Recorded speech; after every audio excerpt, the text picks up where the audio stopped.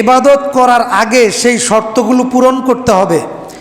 আপনি যখন এসএসসি পরীক্ষা দিবেন, বোর্ড পরীক্ষা যখন আপনি দিবেন, সর্বপ্রথম আপনার রেজিস্ট্রেশন নাম্বার, আপনার রুল নাম্বার, এই দুইটা নির্ভুলভাবে আপনার প্রশ্নপত্রে সুস্পষ্টভাবে নির্ভুলভাবে লিখতে হবে। আপনি যদি নির্ভুল উত্তর দেন আর যদি আপনার রেজিস্ট্রেশন নাম্বার প্রশ্নপত্রে লিখতে ভুল করেন, যদি একটা শব্দ ভুল করেন, একটা সংখ্যা 6-এর জায়গা 7 লেখেন, আল্লাহর নামে কসম করে বলছি আপনার রেজাল্ট পাস ফেল তো দূরের কথা, আপনার সিটটাই আপনি জানবেন না। কথা কি বুঝতে পারতেছেন? কথা বুঝেন আমার?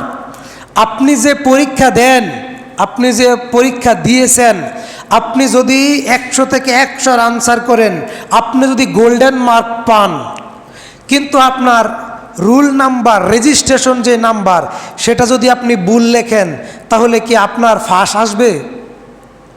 বুঝেন নাই? ফাঁস আসবে? আসবে না। আপনি যে ইবাদত করতেছেন, ইবাদত করার আগে ইবাদত কবুলের শর্তগুলো পূরণ করে নিতে হবে। যদি ইবাদত কবুলের শর্তগুলো পূরণ না করে খামোখা ইবাদত করেন, তাহলে ইবাদত কবুল হবে? হবে মনে হয়? হবে না। সম্মানিত প্রিয় মুসল্লিয়ানি কেরাম, ইবাদত সবাই করে, কম বেশি অথবা অনেক বেশি। রাসূল মুহাম্মদ সাল্লাল্লাহু আলাইহি ওয়াসাল্লাম বলছেন, সহিহ বুখারীর বর্ণনা, অল্প আমলই নাজাতের জন্য যথেষ্ট। অল্প আমলই নাজাতের জন্য যথেষ্ট। কিন্তু ওই আমলটা যদি কবুল হয় তবেই তো, ওই আমলটা যদি কবুল হয় তবেই তো মুক্তি লাভ হবে, মুক্তি মিলবে।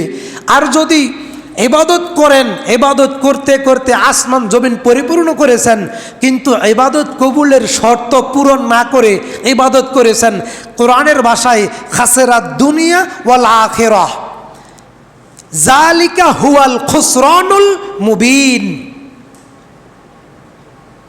আল্লাহ তাআলা বলছেন পবিত্র কালামে মাজিদে যে তার ইহকালও ব্যর্থ, তার পরকালও ব্যর্থ। তার সালাত, তার সিয়াম, তার হজ, তার সিয়াম, তার তাহাজ্জুদ, তার সাদাকা, তার জিকির, তার তাসবিহ সবকেই পণ্ড হবে, নষ্ট হবে। সে একটাই ভুল করেছে। সেই ভুলটা কি? ইবাদত কবুলের শর্তগুলো পূরণ করে নাই। সুবহানাল্লাহ।